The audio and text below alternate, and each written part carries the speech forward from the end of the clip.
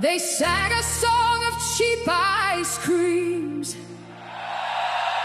and a man with a bin for a head. And now Mom's voting for Count Binfest instead.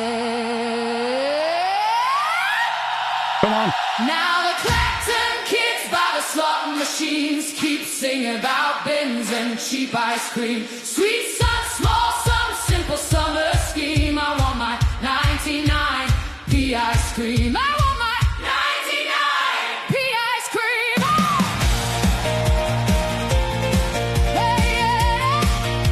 Hey, Nigel's on a boat while the rain hits shore, talking up a landslide like he's done this before. 8 times till he got lucky, then he binned his seat. Now a man in a bin's walking down his street.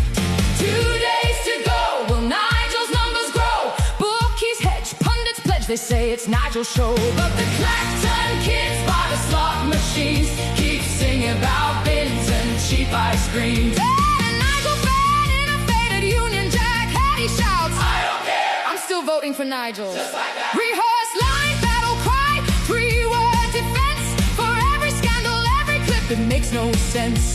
Thin little chorus from the GB News crew, I don't care, I don't care, like they always do, while bookies chalk up odds that don't quite match the swagger in the studio and the spin in each dispatch. Now the Clacton kids by the slot machines keep singing about bins and cheap ice creams, but the Clacton grown-ups by the betting terminals keep singing about bills and cheap ice creams. I don't care, I'm still voting for Nigel. Nah, nah, nah, nah, nah, nah, nah. Because down here where the ballots drop in, they're humming a different tune with a stupid grin.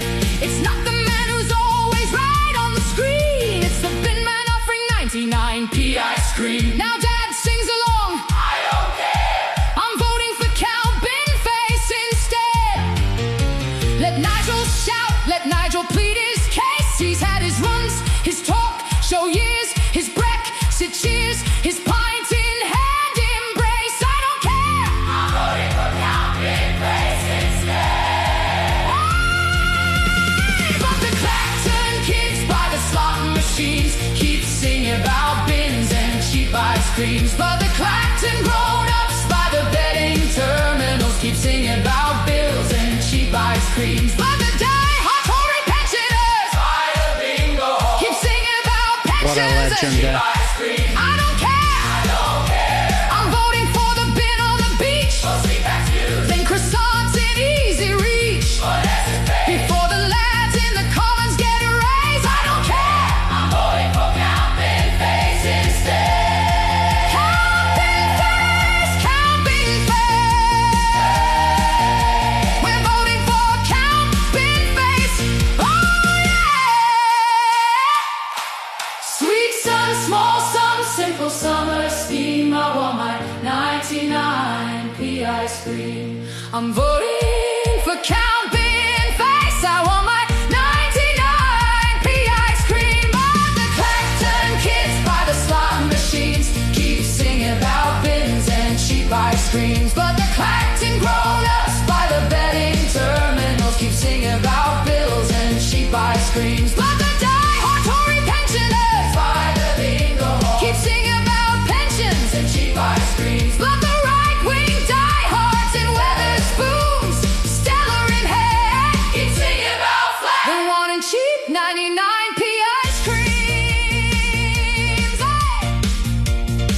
In 2 days we'll know if the old script holds, if Nigel's share rises like his story unfolds, if the silent majority he swears he's owned is real this time, or just another bluff he's thrown. I want my 99p ice cream. Ah, but the Clacton kids by the slot machines keep singing about bins and cheap ice cream, but the Clacton grown-ups by the betting terminals keep singing about bills and cheap ice cream. But the die-hard Tory pensioners by the bingo hall keep singing about pensions, cheap ice creams. But the right-wing diehards in Weatherspoons, Stellar in hair, keep singing about 99p ice creams. Yeah. 99p ice cream. I don't care, I'm still voting for Count Big Face. I don't care, I'm still voting for Count Big Face. I want my 99p ice cream. I want my 99p ice cream.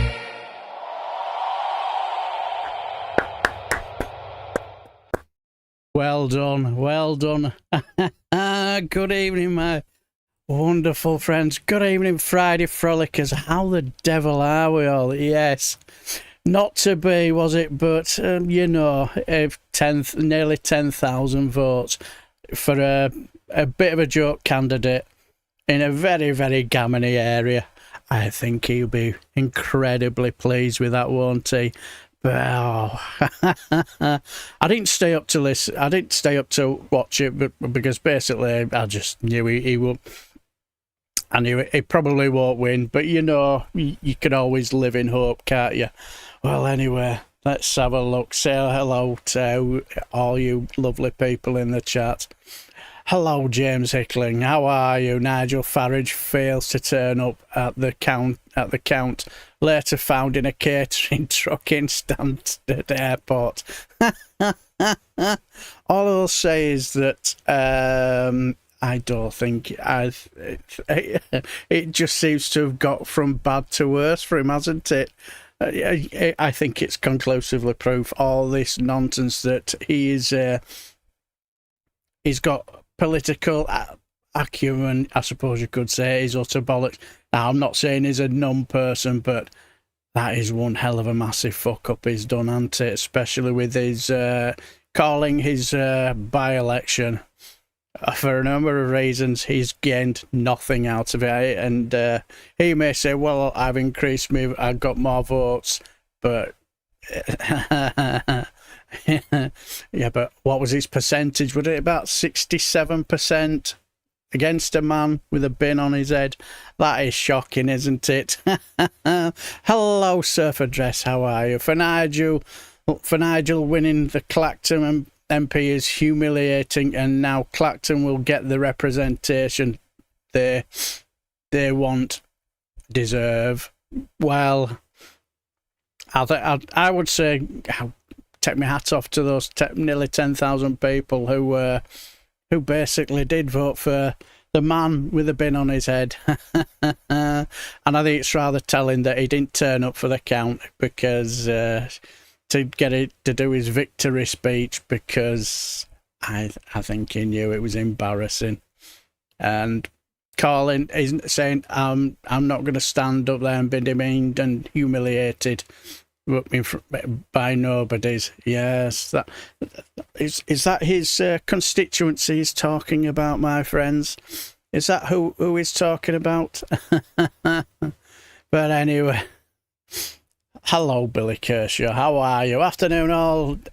Good afternoon to you, Dave Perry, my friend. And so Nigel, far right, not turning up for the Clacton Declaration, business as usual, for the scrotum face fraudster. Clacton, you haven't learnt your lesson from the last time. I don't think they will either. For me personally, if I'd have been the guy at the counter, you know, doing the adjudicating, you know, speaking who got votes, I'd have just basically said, you tell him to get his arse on this stage, or else we're not going to call the votes out until he does. Tell him to get his arse over here, or else we'll just stay here all night until he does. That's what I would have done, just to be awkward. But anyway, hello, my lovely daughter. Yes, been on excursions again today. Good evening, Hiddenite. How are you? Congratulations, Binface, on embarrassing the joke candidate that is Nigel Farage. Absolutely, completely. Hello, person impersonator. How are you, my friend? Good to see you. Hello, Tommy Lee Cadden. How are you? What's cracking with you, Ollie? Exactly. Good evening. Good evening, my dear friend. Hope you're very, very well. And one of my fantastic moderators. Can't do this show without my wonderful moderators like our wonderful Mad Monk and LMNOP and the likes of our Alistair as well as Jow and there's another one. Is it Diz? I know he was added last week. I'm sure he'll turn up. He'll pop up into my head anyway. Because I'm getting loads of moderators now, which I suppose is always a good thing. Keeps the chat, in a good place. Hello, Sarah Davis. How are you, my friend? Good to see you. And hello, Hibernia. Yes, it was an excellent tune. And my drinking partner from up north. Hello, Dave McGuinness. Please go like and subscribe to the wonderful, fantastic Two Davis. And because you're always going to get pearls of wisdom from the Professor Dave McGuinness. And if you're incredibly lucky, you'll even get a fantastic rant. And you'll always get fantastic information from a Scottish perspective. So please go like and subscribe to the Two Davis channel. And hello, my friend. Hope you're very, very well. And oopsie, it's one of the things it just suddenly whoops, did my head in then. Right. Here we are. We're back up running on gas now. Hello, wake up and smell the rosemaries. Good evening, my friend. Hello. Good evening. And let's have a look. Anybody else in the chat? And I haven't said hello. Hello, Kevin lad. How are you, my friend? Good to see you. And hello, Kevin Duffin. How are you? Clacton, you all got what you all deserved, but more destruction to come for Clacton. Well, yes, it was no great surprise, really. And the only thing I thought, well, if he gets a couple of thousand votes, Count Binface, I would say that would have been a fantastic... he's done very well, but nearly 10,000. That is just brilliant, isn't it? Absolutely superb. Hello, Steve Binning. Good to see you, my friend. Good evening to you and all today. Good evening. Hello, Gordon Behave. How are you, my good friend? He's done it to me again. Yes, well, we're not too far from the bottom. And we have the... Yes, good evening, Frolickers, and good evening to you, my good friend Graham Price. Power to the people. Hope you're very, very well. Afternoon, Frolickers. I might have to leave it a bit early today. My brother is supposed to coming to see me at 6. Oh, that's not a problem, my friend. Hope you and your brother are very, very well. But anyway, it's good to see you here anyway. And cheers for that, Mad Monk. Yes, we have the link in the chat for the Two Davis. And we also, and I'm sure we'll soon have the link in the chat for our good friend Graham Price and his channel. But yes, so I think I've said hello to everybody, and if I haven't, I do apologise. Let me know and give me a bollocking, for not saying hello, and then I certainly will do. But anyway, let's crack on with the show. Let's get on with it, right? And we'll sort of like make a start with how it was in Clacton last week, because it was all good fun. Yeah, it was rantastic this morning. Cheers for that, Man Monk. Yes, link in the chat for Graham Price's channel. Thank you very much. I will very much imagine he will have been.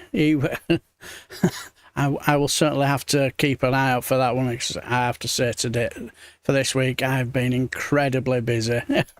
There's the reason why I've been doing most of my stuff upstairs, because weather's been hot, my son's in back garden, and he'll be in and out will be disturbed. So this way I can just get bits bats done and sort of like look after the house and make sure it's all cooking on gas.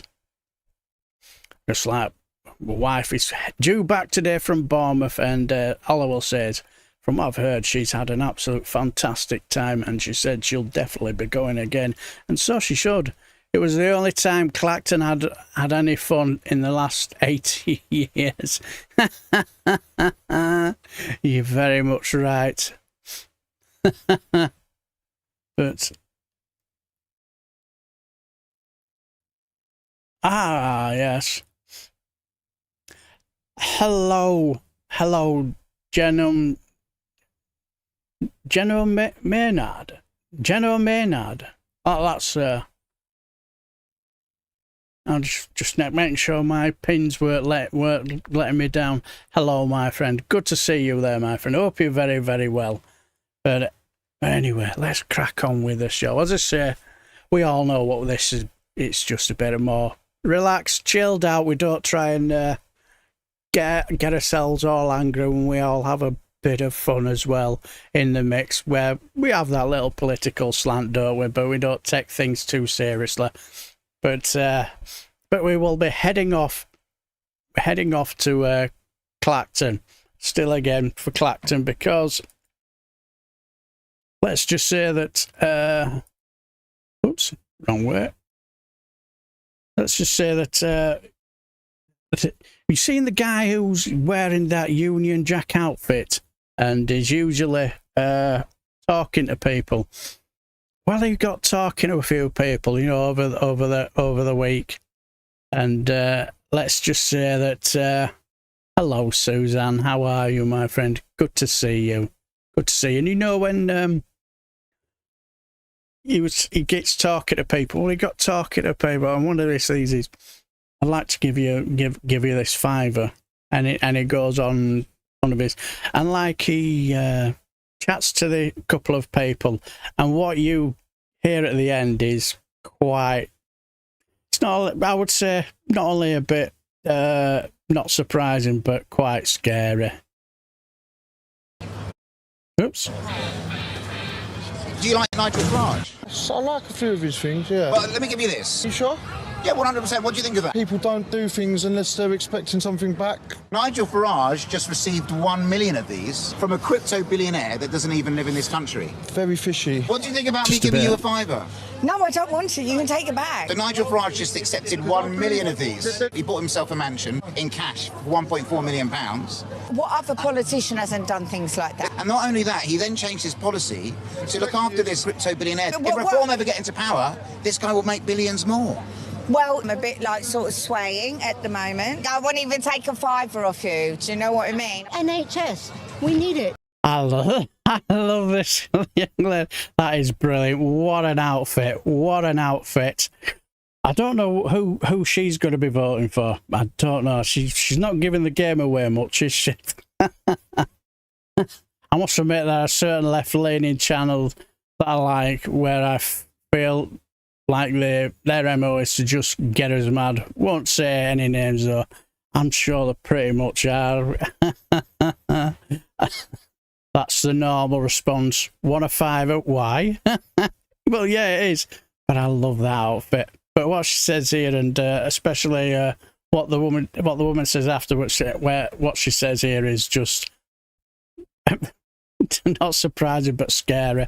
You get Oh my sick. God, yeah. Yeah. Farage wants to scrap it. He wants us all to pay private health insurance like the rich. I can't afford that. I can't afford that. Well, that's true. She's right. This is Clacton, everyone. I love Clacton. Yes.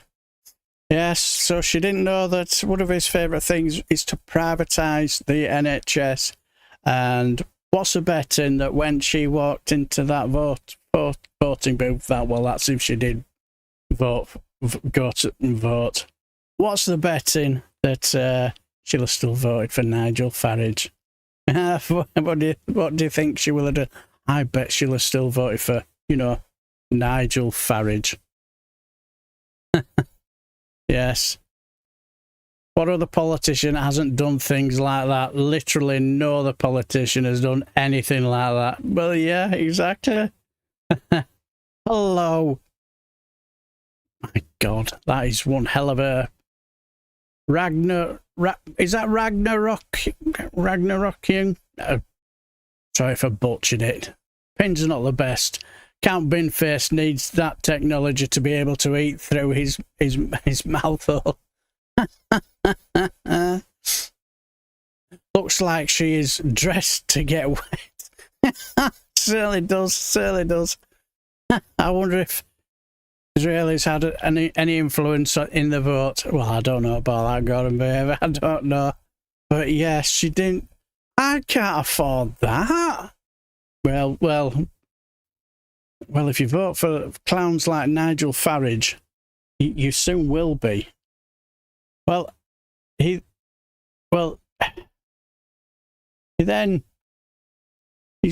bumped into this young lady. Now, what I love about this guy, he has a brilliant way of,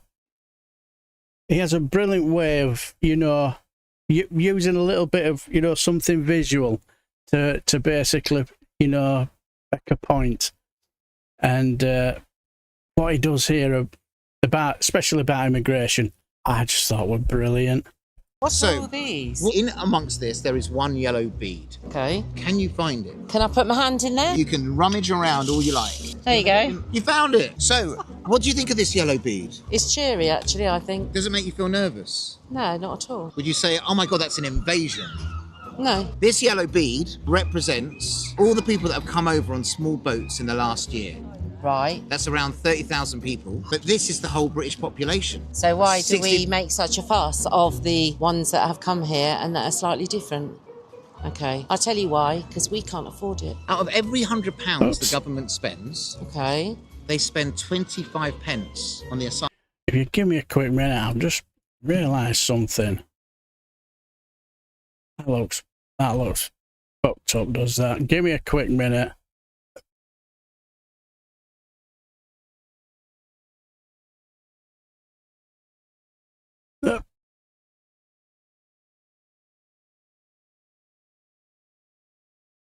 Just thought it didn't look right. Didn't look quite right. Oh, no worries. Still more professional than KG Babies, though, I will say so anyway. Anyway, let's crack on. But yeah, it's an excellent way of just highlighting the nonsense of this invasion. But he does continue.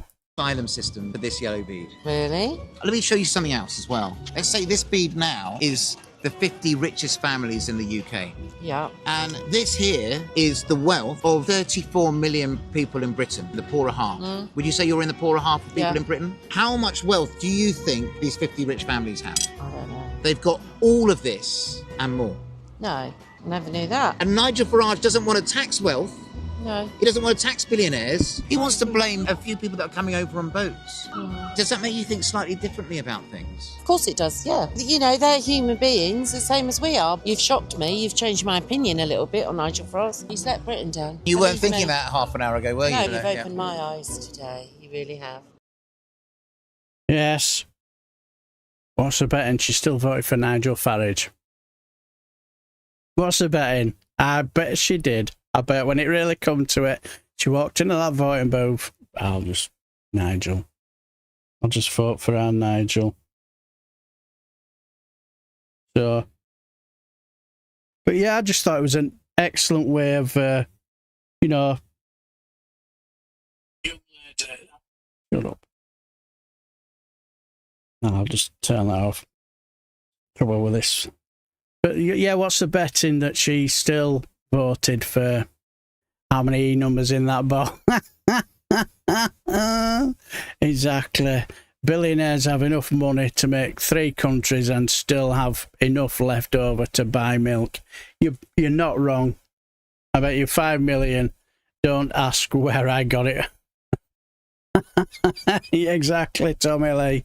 Exactly. There is still more professional. This is still more professional than whatever that festival was this morning.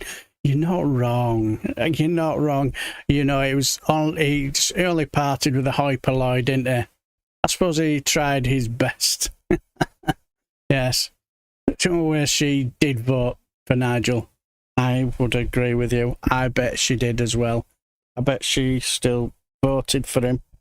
because for simple reason, it's not called Gammon Central for nothing. And you hear the sort of, no, I did not know that. I did not know that. And you're thinking, you do try and, you know, be a bit sympathetic, you know, not going to know everything.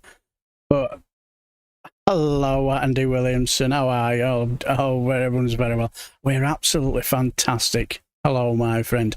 But but there comes a point where you start to think that you do know you are practically voting against your best interests, really. And this man proved it. You know, when it came to the count, you know, when it finding out who'd won the election, he couldn't be asked to turn up and face his voters. But like I just say, I bet she still voted. Anybody see this? Now this is, talk about, this is, she will have gone home, put GB News on and been fully indoctrinated again within 10 minutes. Very true, very true. If 1 million people gave Nigel a fiver, GB News would still be broke. Yeah, very much right. You're not wrong there.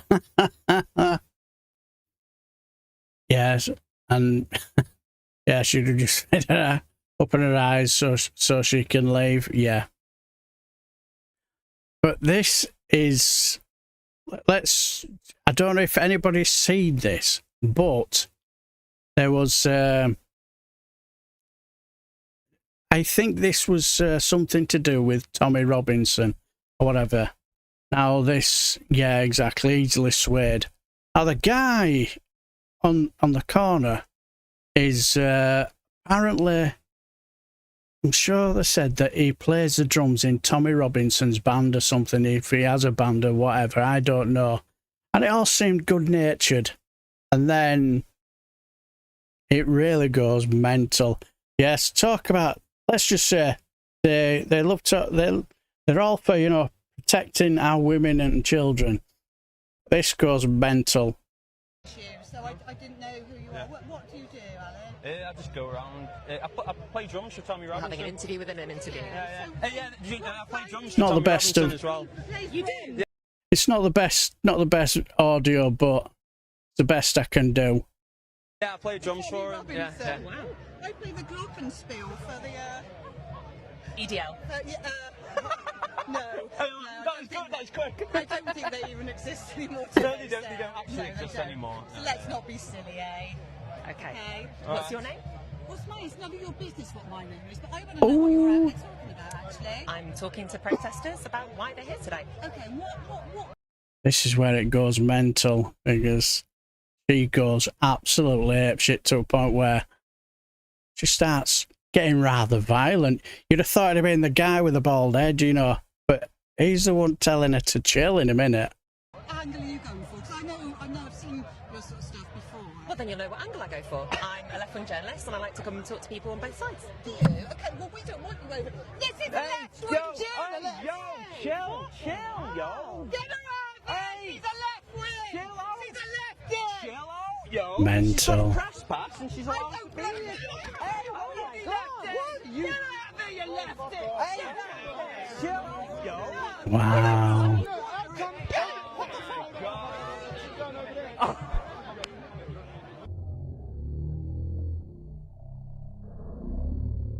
Say quietest at work, quiet ones at worst, don't they?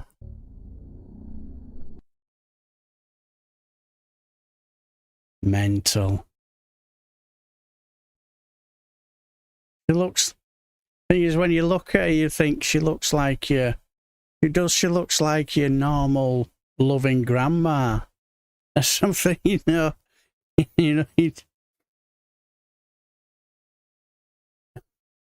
Patrick Moore played the glockenspiel. I look away for 1 second and all hell breaks loose. You're not wrong here tonight. Yeah, that escalated quickly. But you look at her, she looks like, you know, the grandma you'd seen her Werther's original advert or something, wouldn't you know? enjoying a Werther's original with a grandkid or something. And next thing you see, she's on a right-wing march, trying to attack some of the press. Mental. Hello, Michael Patterson. Yeah, I thought right-wingers weren't so easily raged out. Yeah, exactly, Suzanne. The walk among us.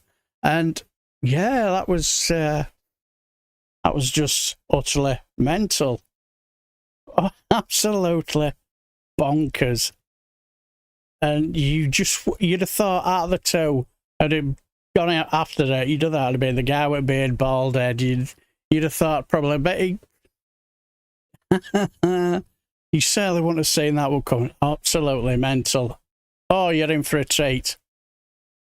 Just out of interest, would you like to hear the speech of the century? I'm telling you, this speech will get you right there. Oh, you'll be. This man is a master orator. I'll give him that. A absolute master orator. All new look for snowflakes. You're not wrong. But this man, master orator, you know, he will have your chest pumping out, and you'll be. And I'm attacking my mic. It's all going well tonight, isn't it? And he'll be giving it, and you'll be there, yeah, giving it.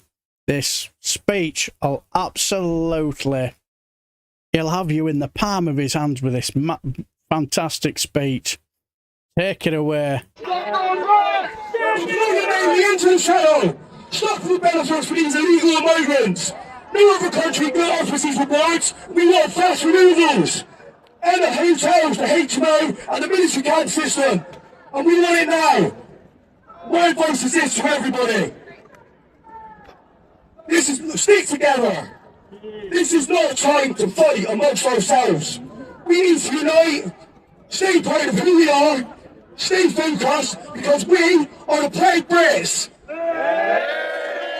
Yes, exactly. Told you that would get you your blood pumping in your chest, sticking out, and you know, I got a hint of a bit of a Bristol accent. If I'd have been there, I'd have said, I'd have been where I would half expected me to toodle pip, lovelies. Oh, you know when he left. Please, oh my God, said exactly. Please hold your microphone inside your mouth. You're supposed to speak into it, not give it oral sex, practically, you know. I don't understand. I didn't understand this. You're not wrong, neither did I, really. His voice really doesn't suit him. No, he doesn't. But yes, those are their master orators. But I don't know if any of you guys have seen this guy. This guy's in Clacton, and all I'll say is what he says at the end is absolutely brilliant. And I would say he's probably the most common sense bloke in Clacton, and he just really warmed my heart, really. I kind of figured that's what you were going to say, Suzanne. Don't worry about it, you know. I do it all the time, you know. Yeah, that's all it was. Silver Surfer, you fucking idiot. Surfer dress, yeah. That's all it is, just angry noises and screaming and shouting. But I love this man as well. This guy is just what a lovely heart.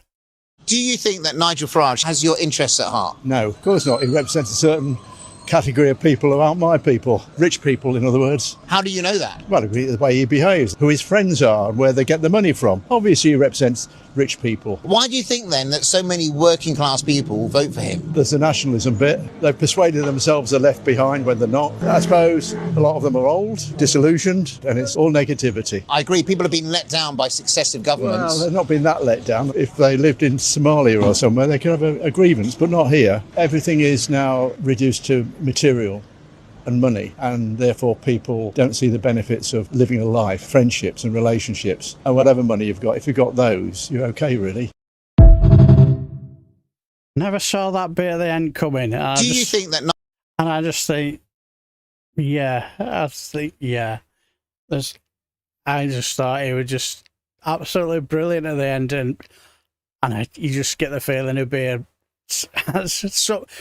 he'll be somebody's grandson, you could say, a grandparent, you should have said, and you think, yeah, I bet he's an absolute fantastic bloke, exactly personate. What a legend. Yes, yeah. It's just spot on, absolutely. And he's right, because he speaks about basically, well, he's only in it to ingratiate his rich friends, and he's not wrong, because, and he's no interest in when it comes to the poor people, and it's fascinating watching, these people who still vote for him.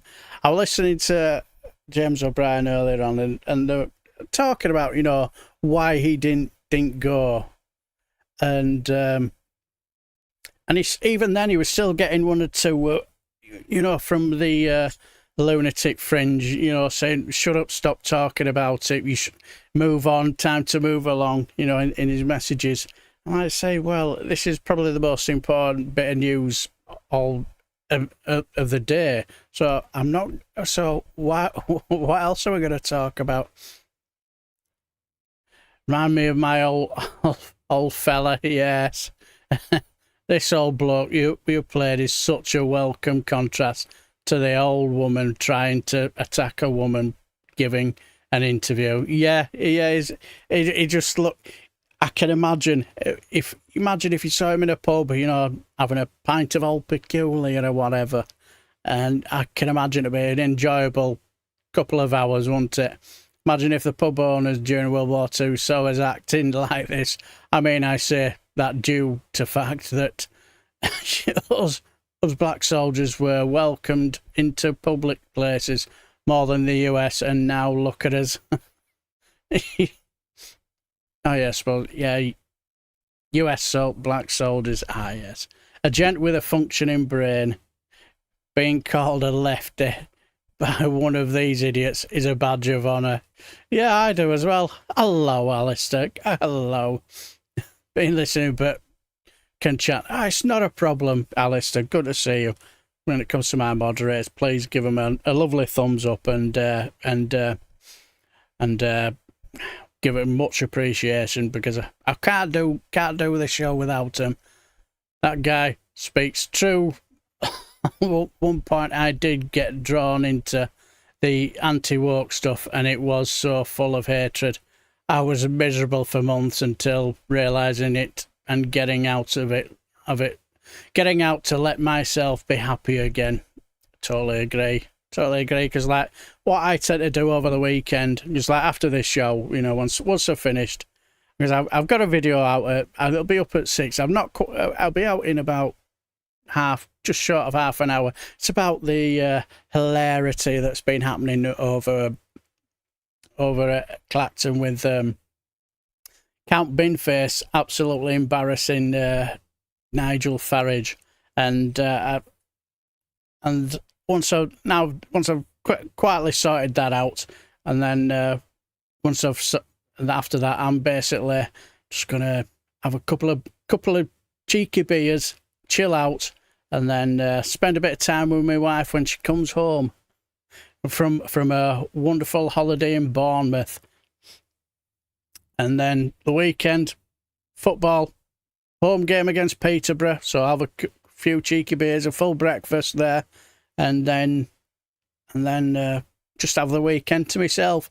That's my way of just detoxifying. You get people like Phil and one or two others. They'll do certain things over the weekend. I just view my weekend as my weekend. I don't try, and I'll have a look around, see if there's anything interesting that I could maybe use as a bit of material. But cheeky beers solves most problems. So yes, I'll be having it's like up near City. There's a little cafe bar with a lovely. I think they're from the Czech Republic. Absolutely lovely family. Not seen them since end of last season, so looking forward to saying hello and having a cheeky pint of Moretti. We're out driving over a shop to get some refreshments. Not a problem, Mad Monk. We've got our Alistair with us. Not a problem. Our boy Phil's starting a new channel. Is he? Oh, very good. Well, I wish him all the very best of luck, and hope he's very, very successful. Chat, please, round table. You missed a good one. Darren, was it? Oh, well, thank you. I do enjoy the round table. I do enjoy it. I'll say links in the chat, and it was good to see Mikey Famine and oh yeah, One Angry Pagan. Bloody name just nearly went out of my brain then. One thing with One Angry Pagan and the Bin podcast. Please go like and subscribe to them. They're absolutely brilliant. And I have to say, when One Angry Pagan spoke about when he had to go to hospital and he had to give his name, and I says, did I look at you funny when you said my name's One Angry Pig? I thought you were going to reach out, scream, and just drag me through it and throttle me.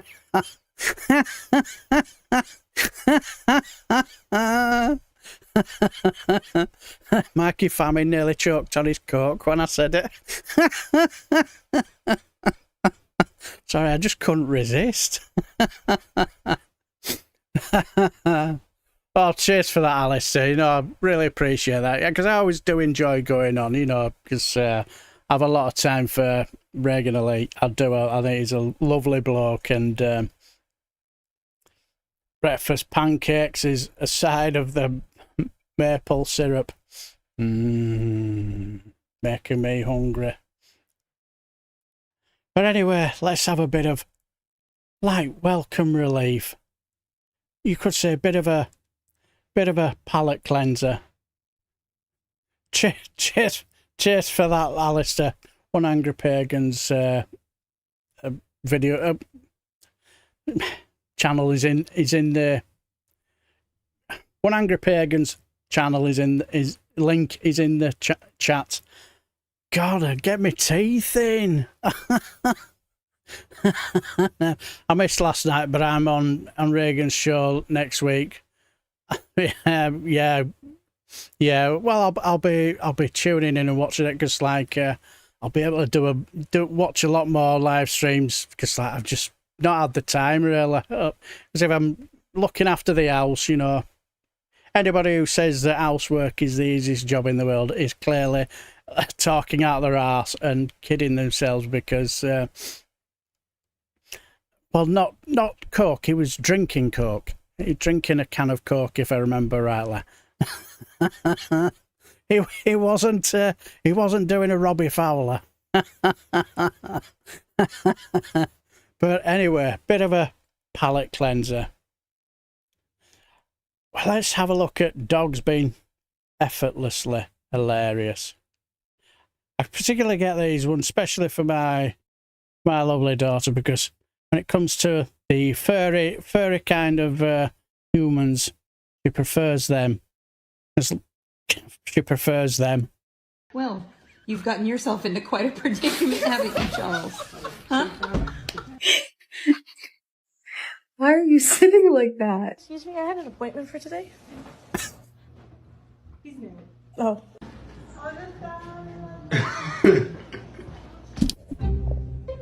What the fuck? Bro. Bro. No way. What the fuck? Ma'am, that is not ladylike. It certainly is not. Oh. What are you doing? That is a position of try to jump on the windowsill, fail miserably, and just try to pretend as though you've done it on purpose. My dog is broken. Tucker, why are you sitting like a human? That makes me question getting married. Can you think of me? Not me.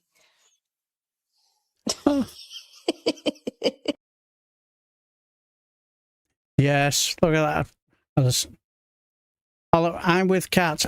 Don't you worry. I've got a couple. I've got a bit of a cat video. I'll go later on. Don't you worry, Suzanne. But yes, if I try to do that, I'll probably break my back. My mum and dad used to rescue dogs and animals and rehome them. As a child growing up around all dogs, these videos relate to me and bring back memories of my dog and pets I had growing up. Oh, that's lovely. Well, I'm glad you enjoyed them. I'm glad you enjoyed them. I said links in the chat for the round table, and also, if I remember rightly, yeah, thought you had done. Not only have you done Power of the People, you've done Reagan Elites as well. So Reagan Elites link is in the chat as well. Please go like and subscribe. He's a lovely bloke, and have a lot of time for Reagan Elite. Good lad. And he's just like a little balloon legs. My whippet used to get into some ridiculous positions. Oh yeah. We used to have a long-haired German Shepherd, and what we used to do, we used to get the big bags of food, you know, just like get it for about, and just put water in it, let it soak in, and it balloons up. It's like, for what you got, it was a hell of a lot, because we could have used, you know, sort of like PAL and whatever. But you know, the amount of money you spend on them is just, especially nowadays, a bit ridiculous. So that's what we used to do. But I used to put our water in, you know, about an hour before we used to feed him. But he was one of them where he lived to eat. It wasn't a case of he ate to live. He lived to eat, you know. And we, in our living room, we have a big window in back garden, so me the dog's basically doing whatever she's doing while he's looking at the window, looking at me while I'm sat down, looking at me, waiting for me to move, because he's hungry. He's forever hungry. If we made 2 or 3 bowls, he'd eat them consecutively if he could. He would do. He was a big dog. He was a long-haired German Shepherd. Didn't call him Buckethead for now. What he used to do was just sit there and be stood there staring at me. I feel his eyes piercing into me. And as soon as I slightly move like that, he'd run at back door because I think, oh, it's getting up to feed me. Then about 30 seconds later, he's back to the window. We do it for about an hour. It was hilarious. It was hilarious. Oh dear, those are the days. Yeah, I've got a lot of time for, again, if he wants me on his show, I'll always make the effort. Yeah, same here. Always have, even if because many times I'll get a message on Twitter, someone's dropped out, could you fill in? Yeah, no worries. That's the reason why the round table right winger popped up. just for the hell of it.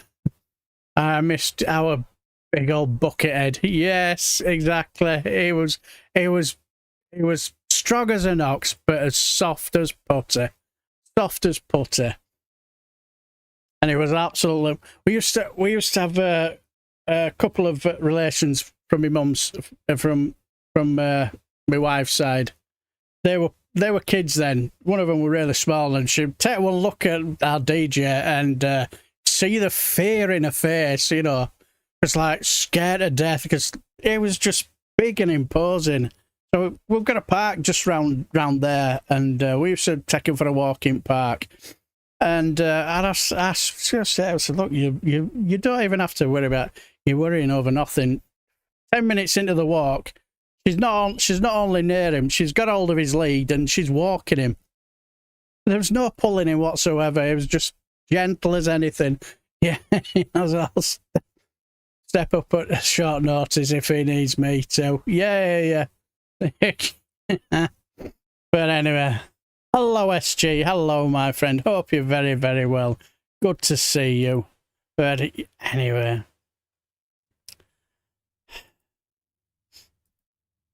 Let's head back to a little bit more of Clacton, because let's just say that some of the stuff we've seen has been absolutely brilliant. Hello, Tone. All our dogs needed to... Bloody... Oh. All right, I get the feeling Tone's message... Well, he had a message, and then I bet he's just... I think he might have made a... Maybe made a spelling mistake or something, and he's deleted it. I'm sure he'll put one back up anyway. Yes. Yeah, power to the people. Get in touch with Dave McGuinness. Get on the 2 Davis. That will be interesting. Yeah, it certainly would. I'm telling you, I've met Dave McGuinness, and he's an absolute diamond bloke. Absolute. I'm heading up to Scotland in September, for my birthday. So maybe this time get to meet him again. Hopefully, if not, then there'll be plenty of other times, because I always enjoy going up to Scotland. It's pretty much my second favourite country. Well, my favourite country, should I say? But anyway, let's crack on, because I'm wittering on. Yes, but head off to Clacton, because let's just say... Well, you've gotten yourself into quite a predicament, haven't you, Charles? Huh? Shut up. Right. Well, now we're cracking on. But anyway... Get off there, you idiot. Anyway, what I've loved over the last, you could say, few weeks is... Yeah, I would like that, Alistair. Yeah, I would like that.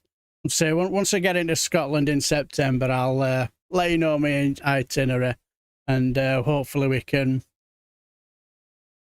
meet up eventually. But like what I've loved is over the last few weeks is the amount of interest Count Binface has had. It's just been absolutely brilliant. And this is just from American NBC News report on Count Binface. This was, I think this was on Wednesday.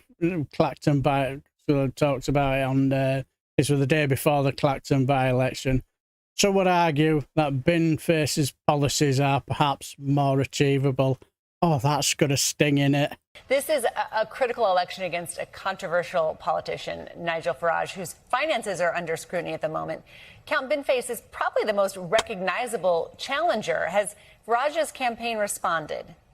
Not directly. I mean, there's a long tradition in the UK of joke political candidates taking full advantage of the laws here that allow any adult to run for political office.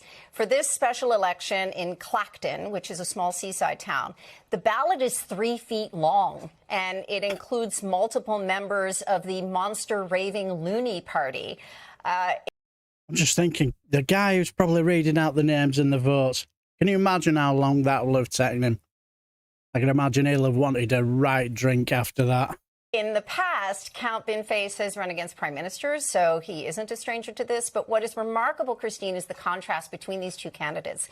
Farage using provocation to make serious points, Binface using comedy to make the same serious points. But it's how people are reacting this time. And some would argue that Binface's policies, as they relate to affordability and consumer prices and a lot of the issues that people are concerned with right now, are perhaps more achievable than some of these grander promises that are made by major political parties.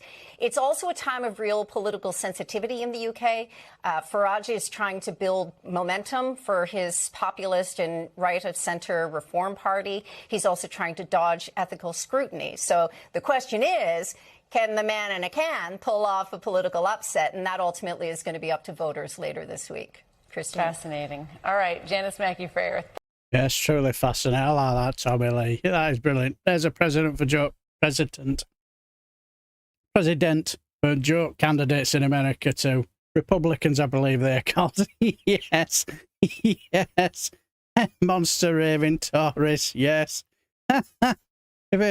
If he is controversial, something has gone wrong. Yes, its name is Clacton by the Sea for a reason. Yes, yes. It's like I still find it fascinating that hello, Kimberly. How are you? Good to see you, my friend. Hello, lovelies, and hello, my friend. Binface did well in Clacton. Yeah. Yeah, exactly. I didn't think he'd get as much as he did, and you could tell the reason why Nigel Farage left very early, because he could tell straight away that he's going to be utterly embarrassed. But anyway, in about 4 or 5 minutes, my video will be out. The only thing I need to do with it is just sort of like, when you sort of like do the the timing, time for this and sort of time at intro and this and that, do that. I haven't had time to do it, but once I've finished it, take me about 10-15 minutes, have that done, and then have that done, and then it'll be back to normal. I'll just leave it going for first hour. But anyway, yes, he was. What I find really interesting is the fact that that basically he's just got world recognition. So much so. Now, I haven't watched all of this because, as I say, I haven't had a chance to do all of it. But if he's talking to Mehdi Hassan, then it's going to be a brilliant interview, and we just cannot pass this opportunity. And this is where he speaks to, from what I've heard, that our Mehdi Hassan, he was, professional to the end. Who's the establishment? The lone wolf in a rather amateurish space armor from Sigma 9, or the gentleman who has been a member of the British Parliament, the member of the European Parliament, the central figure of British politics in the last 20 years, and is a member, reputedly, of the East India Gentlemen's Club, which to this day, I understand, does not admit women. What do you make of Nigel Farage? What's your view of him? Well, I mean, he was the MP for Clacton until recently. He has been the architect of a Brexit, and I've been trying to analyse the pros and the cons of Brexit in the 10 years since that referendum occurred in the United Kingdom. What's the reckoning that there's probably more cons than pros? First, I analysed the cons of Brexit. That took me quite a long time. In fact, I'm still doing that. And then I decided to have a look at the pros. Yeah. None that I can see. You actually do have serious policies about your opponent, Nigel Farage. You say, for example, one of your top 20 policies is MPs who resign mid-parliament to be barred from the resulting by-election. Sounds like that's aimed at Nigel Farage. MPs who change party mid-parliament to be forced to face a by-election. Sounds like that's aimed at all the people who joined Reform UK from the Tories. And number 15, I will not accept £5 million gifts from crypto billionaires on Earth. Again, sounds like Nigel Farage and the money he accepted from Christopher Harbone, which is now being investigated. Well, it's paused, but was being investigated by the Parliamentary Standards Authority. So seems like you're really going after your opponent, Nigel Farage. But in the interest of honesty, if you get elected to Parliament, will you take off your helmet? Because you can't wear that bin in the House of Commons chamber. Not true either. I was live on Newsnight. Do you remember them? Yep. And they obviously they're going down, and Zateo's coming up. But I went on them as well. And the political editor Nick Watt said live on air that British members of Parliament had been debating how to change the rules to allow me to enter Parliament in my full regalia. I mean, as for the British parliamentary system in itself, well, 7 prime ministers in 10 years. Can you just imagine if he did get into Parliament and he has to wear, and he can wear that outfit? Can you imagine his first question at PMQs? I think that would be magnificent. Hello, cousin It. How are you? Hope you have been well. Yes, because didn't Count Binface fine job at showing up Frogface. He most certainly did, my friend. I mean, you're changing them at a rate faster than Doctor Who. Can't be good. But maybe Andy Burnham is the guy for the hot seat for a while.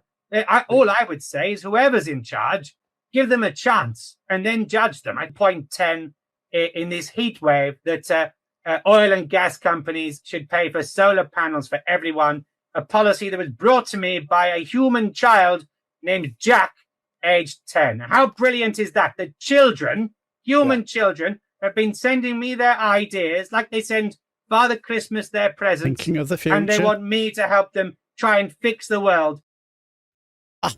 You see, thinking of the future and trying to make a better world for the children, for the future. Yes. They want judges wear horse wigs. That'll be brilliant. Politicians should wear silly outfits. Yeah, I'll go along with that. See, the thing is, Nigel Farage has already started that trend anyway. I think he likes it. Because nobody does Alan Partridge better than Nigel Farage, does he? Hello, Tories, don't get tasered. Hi, how are you? Hope you're very, very well. Good to see you. Good to see you. Yes. Asking the hard-hitting questions, professional to the end. I bet it must have been somewhat unusual, you know, where he could just sit there, take it easy, because he's got having an interview with somebody who's talking sense, not like some of the clowns he's had to deal with. But it also, you know, this is hilarious. Does anyone remember the woman who called up Jeremy Vine and said she'd vote Farage regardless and didn't care if he fed his grandma cat food? Can somebody check on his grandma for a welfare check? Yes, I forgot her name. I think she was from something like Glamorgan or something or whatever. I can't quite remember. Angela, if I remember her name. Yes, her name was Angela. Yes. Mental, some of these. But as I said, he's been interviewed all around the world. Well, not all around the world, but, you know, outlets from around the world have been interviewing him. And, well, he got interviewed by some American outfit and clearly didn't get our British humour. Well, I am the galactic centre, and everything else just revolves around me like little planets. Could you put that in, like, American political terms? Yes. I'm the galactic center, and everything else spins around me like little planets. Well, I am the galactic center.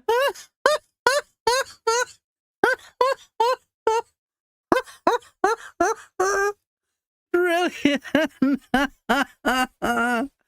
Oh, that was so funny. Didn't get it, did she? She just didn't get it.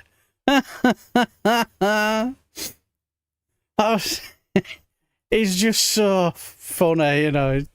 Quick and sharp. Let's take it a step further. On PMQs every year should be Crazy Hat, and the person with the craziest hat gets a prize. Oh, hello DTK, how are you? Ice in the USA are getting taser gloves, wankers, dangerous wanker, dangerous wankers. In fact, very dangerous. Exactly, Andy Williamson. Great translation. Better an honest sinner than a lying saint. Quite right. Cheered me up last night. Brilliant. Well, I'm glad. Yes. Chat Daily Blood, new video. Yes. Give it a look after this live here. Yes, it's yes. It's a final one of the week, but I did enjoy it because it was hilarious. You get to see the car crash interview with not just 30p Lee, but also our plastic patriot Little Dick Tice. And he gets mullered twice. You're asking for evidence of this apparent credible security risk. And then he gets absolutely mullered on LBC by Nick Ferrari, of all people. Hello, Chrissy. Hello, Chrissy. How are you? Good to see you, my friend. Hope you're very, very well. Oh, but yes, he's had an he's probably made the. He did make the, you could say, the last few weeks absolute pleasure. But anyway, shall we watch this moment, when our Bagash Farage, he ran into a little bit of problem when, a couple of hecklers give him a bit of a hard time. It's hilarious. Go back to your rich friends, Farage. You're not wanted here, mate. You're not wanted here. Go back to your rich pals. Obviously, after a lot of praise you get, how often do you get? If you're in any... I'm not good. Public place. I know, it's rude, but it's illegal. Okay, it's rude, but it's illegal. Did he say it's rude but illegal? In other words, he meant to say illegal. And of course it is. Of course it is. And like I said, and made a video about this, where were these people when it came to Rachel Reeves getting heckled? Oh, they all loved it. Nigel Farage, did he say, I'd love to buy that guy a pint. He's a true patriot. Now the shoe's on the other foot. Smelly lefties, disgraceful, and how rude. Can I ask just quickly about, I know the very real threats you face, clearly you have people around Vote you. can, Also, I know not you talked about the five thing in your Vote house, can, the not threats you faced. Not wanted here, Nigel. Go home to your rich mate. Go home to your rich mate. What? No. Speak my mind. Exactly. Go home to your rich friends. Tell us about the money, Nigel. Free country. Tell us about the money. Where's George? Where's George? Is he here? He stands for free country. Where's George? My freedom. Yeah, I'm going to make it again. Where's George? Go back to your rich mates, Farage. Not wanted here. Not wanted. That is just absolutely hilarious. Thing is, you see you can see the nervous laugh on his face. That he didn't really know what to do. He's just trying to do his best to ignore him. Whatnot. He looks like a roast or a spit. Yes, the party of free speech. Tell them to shut up. Yes, exactly. Tell them to shut up. Damn, Farage got Alex Jones on security. We need more of that. Certainly do. Because like at the end of the day, what's good for the goose is good for the gander. Because, it's like whether you agree with Rachel Reeves or not, I'm not usually one for liking heckling. I'm not either. But when you see them, you could say they were glorifying it. Say, get that man a pint. But now when the tide is turned, disgraceful, rude behaviour. No, what's good for the goose is good for the gander. Get over yourselves, you big girls' blows. Nigel, that is, though, I can't see anyone else that looked like a roast. Yes, Reform and Restore don't believe in universal freedom of speech, of expression. You're not wrong. Nigel Security, the type of men who only wear a suit for weddings, funerals and court appearances. Hello, Hassan Hussein. Good to see you, my friend. Hope you are very, very well. Because I did see your tweet on I did see your tweet on when was it on KGBBs when Nigel Farage tried to pretend that he had beaten the establishment, by resoundingly beating a man with a bin on his head. That was very, very good. Well done, Hassan. I said, keep sticking it to the establishment, my friend. And I hope you and your family are very, very well. Yeah, Kimberly, it was just brilliant. It was, I thought, shall I keep it in? I thought, yeah, let's keep it in because it's just so hilarious. And shall we see another wingnut who was in Clacton? You're not going to believe who exactly as Santa said. Here's the establishment.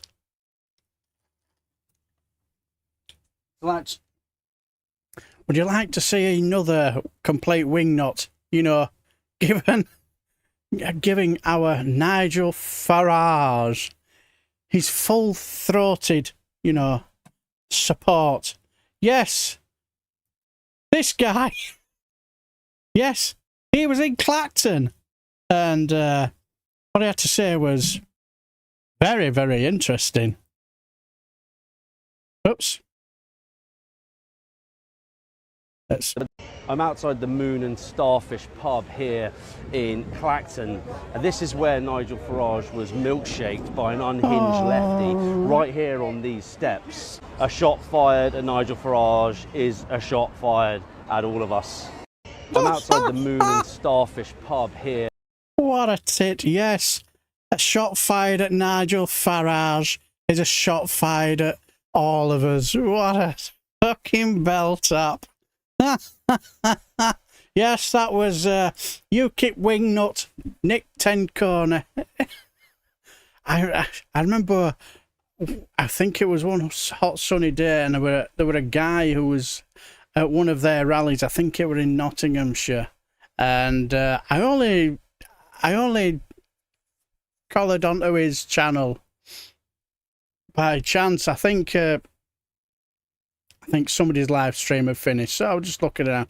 Anyway, this thing were on, and I thought, oh, it's live stream. Yeah, I'll have a, because like he was tearing into Nigel Farage, so I thought, all right then, yeah, this should be. I'll have a listen. It could be say something interesting. All I'll say is, it was proper comedy hour. He's not a Nigel Farage fan, so you would think, all right, then he's probably more left. No, he's a proper Rupert Lowe fan, and let's just say he was fucking hilarious. I was falling about in hysterics laughing to a point. Shall I say something in the chat so that, yeah, go on then, why not? So I just had to interrupt when he basically said that Keir Starmer's government was a communist regime. Of that UKIP leader being pooped on by a pigeon while he was talking in Clacton. Shame it wasn't a seagull. Exactly. But yes, yeah, you're not wrong, Suzanne. He is sinister. But he said, apparently, according to this guy, Keir Starmer's government were a communist regime. Well, that was it. I fell off my chair in hysterics laughing. And I just says, can I just say, have you ever thought of being a comedian? You are hilarious. I've never stopped laughing all the way through this live stream. And then I got a volley full of abuse. So I couldn't help myself, my juvenile sense of humour. I just says, stop being such a snowflake. Get over yourself. Strangely enough, for what I was thrown out the chat, oh dear, how sad, never mind. So I just left a comment down that said, seriously though, you should be in comedy. You are hilariously funny. Yeah, exactly. Wake up and smell the rosemary's. Kid starver, the communist. On town name dropped, and it was low after it. Well, shit. Communism has never looked so bitch, yes. So yes. So and he was at this rally, and well, I sort of like collared onto it, and so I just watched with a bit of average interest. And you've got all the you know, people from on the left protesting against these wingnuts, and they've got the trumpets out. They're having yeah, exactly, Susan, bloody lefties. They were all buried off, you know, not causing any trouble.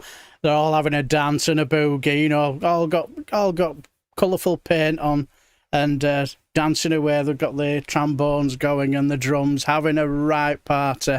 And these about a handful, you know, seemed like Mildred, George, Paul and Patch the dog or something in one corner, and proper right down the conspiracy route. It was hilarious.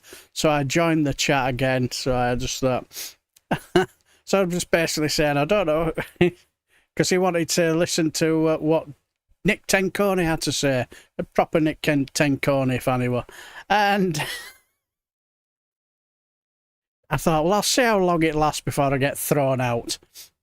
Get thrown out of the chat. Well, I did get thrown out, but not before I got somebody to subscribe to my channel. So it wasn't all bad.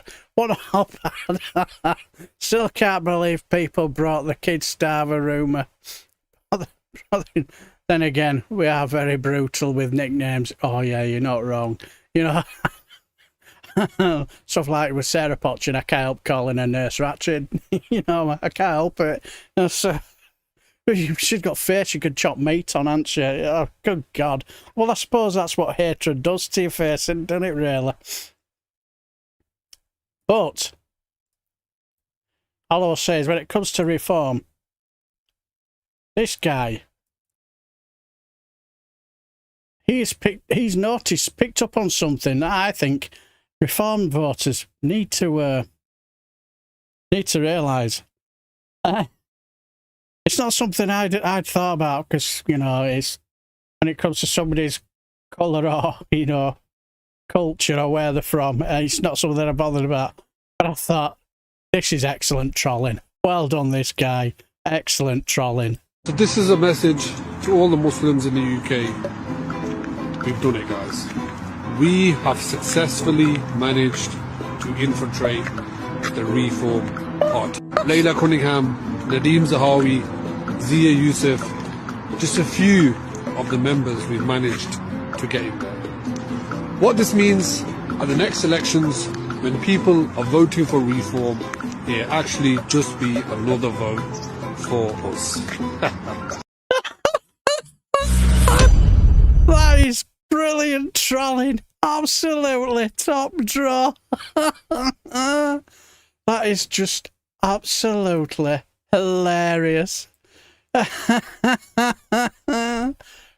I think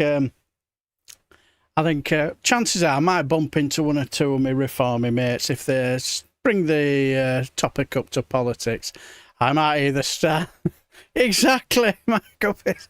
This guy's genius. Yes, exactly. I'll just say, you do know you're voting for the... You vote for reform is a vote for Shakira Law, you know. That'll get him going. Yes.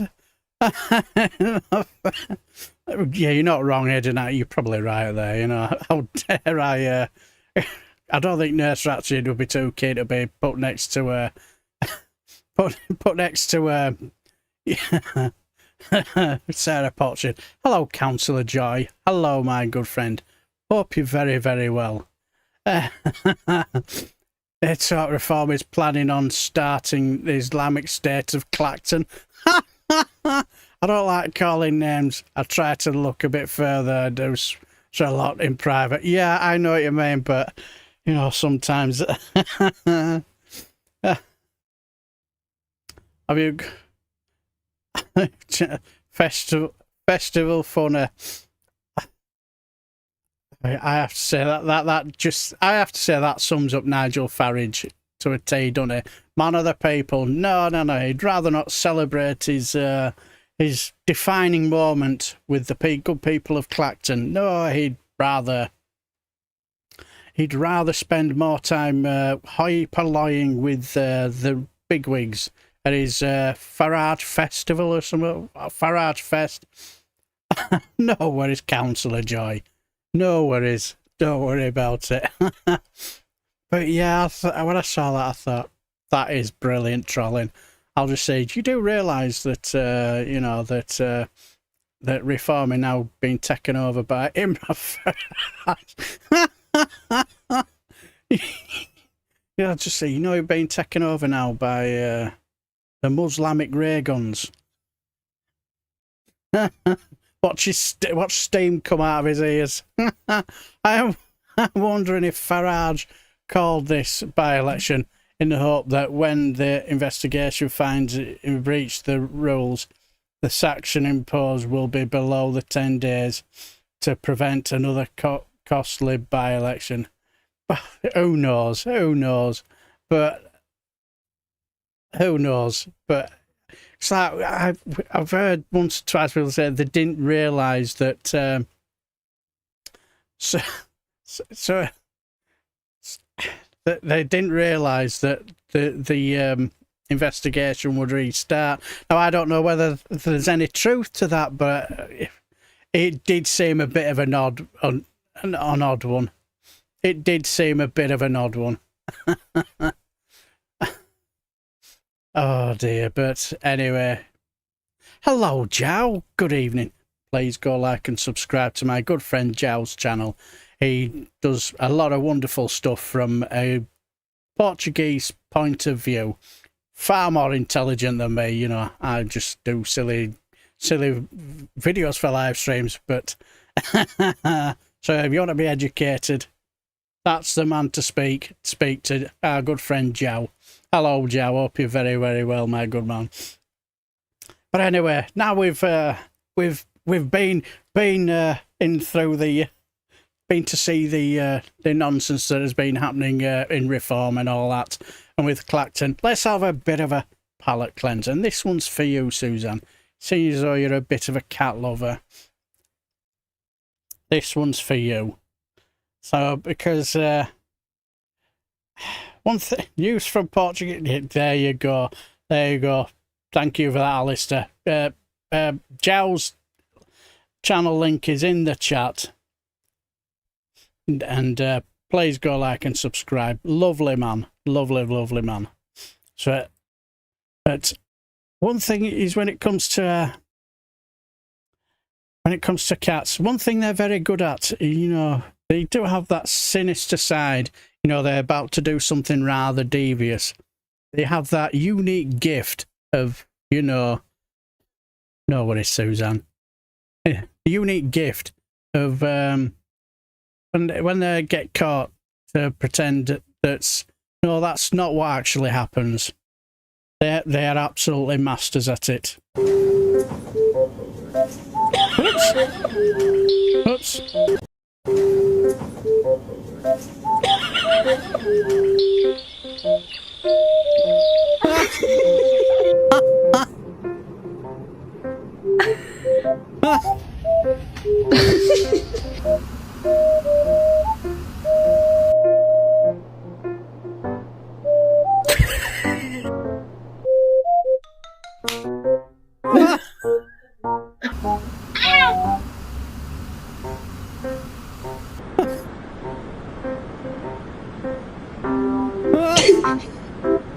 No, what? No.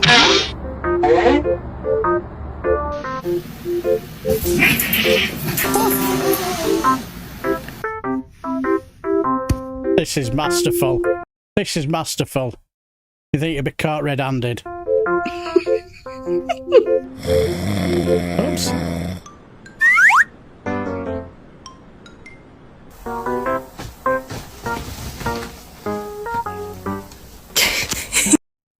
There you go. That's just for you, Suzanne. Yes, they are. Cats rule. They just let you think you're in charge. Oh, you're not wrong. You're not wrong. God, Jiggy Pop trying to get his leg over with Cage. They're both done. And when I told him off, he pretended he was carrying her like a kitten. Yes, they're not real. I know they are, but they're not real. Silly fluff balls, you know. Yes, exactly. So, yes. That was a little bit of a palate cleanser, because, wipe away the nonsense that we've had to deal with from reform and all that nonsense. But now we're going to head across the border, well, across the pond, should I say, for a little bit of time, because we are heading over to, has anyone seen Jojo from Jers on YouTube? She slags Trump off with great wit and fantastic verbal dexterity. I think I might have done. She's very, very good. My half-pound lady cat does whatever she wants from me, from personal feeder to winter warmer. Yes. Way to animals, I'm going to give up and start an animal charity at this rate. Well, there's nothing wrong with that. Certainly nothing wrong with that.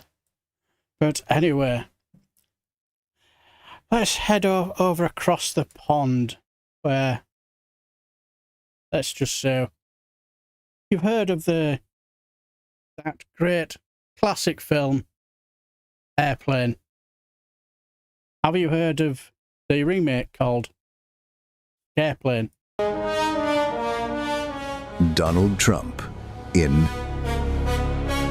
Scareplane. Pete, there is a credible threat from Iran, and that Qatari grift plane is a sitting duck.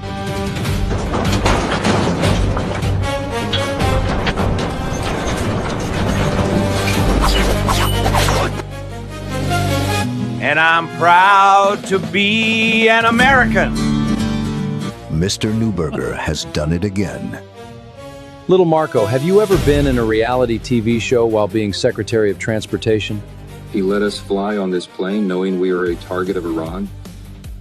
Stephen, what can you make out of this? This? I can make an executive order that Trump uses to separate illegal mothers from their babies. Tonight on Mr. Newberger's Patreon and Facebook subscription. Tomorrow on all platforms. Donald Trump in Scareplane. Yes, that was Scareplane. And it would have been funny if one of them had said, and don't call me Shirley. Surely you cannot be serious. I am being serious, and don't call me Shirley. Yes. 7 disabled cats, 2 rescue roosters. The RSPCA wouldn't pick up 22 chickens, 1 dog, 5 ducks, and the ongoing selection of injured animals. I'm practically doing it already. I salute your dedication, Councillor Joy. Well done. There's snakes on that plane. Yes. Yes. The ones with 2 legs as well. Not even AI can make me look funny. No, certainly can't.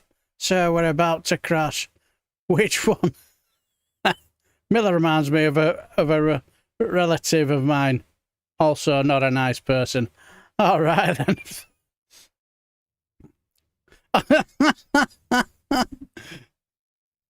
Should salute my husband's patience. Well, I'm pretty much sure that your husband knew what he was in for when he married you. So it will all be whatever. It's me, I'm the same. If my wife walked in and I said, "Hello, my darling, did you get everything you need?" And I said, "Not quite." I'll look, and she'll open my box, there'll be a big furry thing sticking its head out. What's that? It's a dog. All right then. I'll just leave it there then. You know? It won't surprise me. I've had it up to here with these fucking snakes on the motherfucking plane. Yes. Still, though, we can laugh, but I still felt sorry for the ones who got on the targeted plane without realising. Exactly. We'll get to that bit later on, because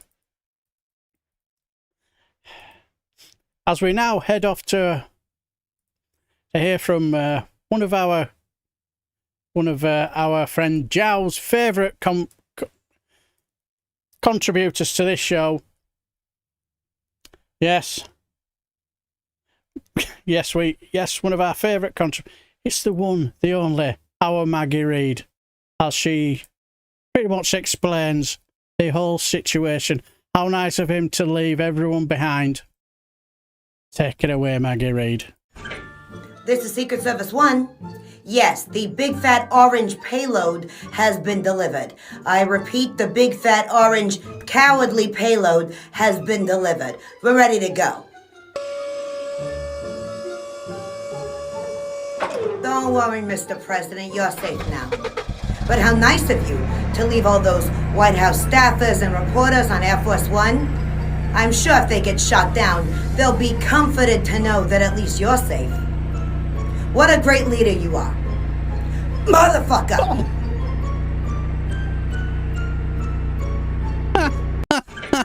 This is Secret Service 1. Yeah. I love Maggie Reid. She's brilliant. She's so funny. She has me in stitches. What makes me even proud, she even follows me as well on Twitter, which makes me happy. And everyone look the same on these fun things, yes. Bring up the sink, Lincoln, yes. I mean, did Penn and Teller help with the trick of putting Trump in a small compartment? I don't know how big the compartment was, but all I'll say is that there was a certain person who was not happy with the whole situation, and that was our KKK Caroline Leavitt. Not heard anything from this young lady for quite a while. I think it's Lysandra Vasquez. She does an excellent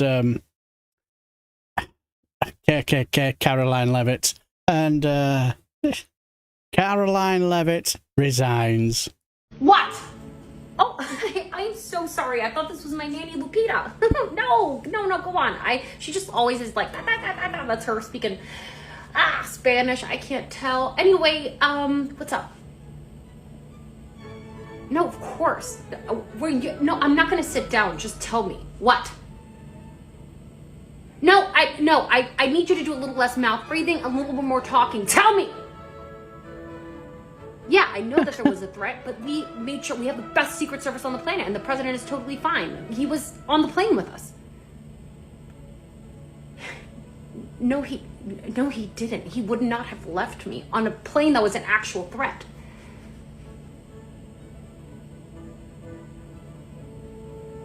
Did he take Natalie with him? He took his... You mean to tell me that he took his diaper hamper with him, but he didn't take the person who has been personally responsible to make sure that he stays out of jail? You mean to tell me that he left me on a plane to die when I have children? What does he think I am? Caitlin Collins? No! All right, you know what?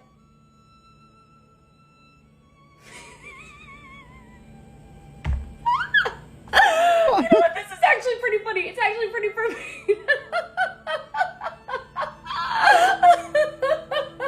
I quit. All right? I quit. Tell that man, call the Washington Post. Do whatever you need to do because I quit. Tell him that I'm looking out for my family. Do whatever the thing that you need to do is, right? I don't know. I don't even care. Have ChatGPT write it. You know he loves himself some AI slop. And I'm not even going to cover for him anymore, okay? Do whatever you need to do to make sure that I'm able to get out. Give him 30 days notice and I'll just skate by and do nothing. I'll just make sure that all of my accounts are in order and that everything that I covered for him gets burned. Because I'm not going to jail for a man who said I'm gonna grab the women by the... Hang on, call waiting. Hey, Heritage Foundation? Perfect timing. Yes. Yes, so I say I wasn't really much in the loop into this one because, like I say, my wife, where I'm looking after the house, so I don't have as much time to get all across everything. But from what I could gather, when she found out that she was left on a plane that was a possible target, didn't she nearly said flip a wig? She might wear a wig, I don't know. I feel like Caroline might be moving to soon, yes. LA soon, yes.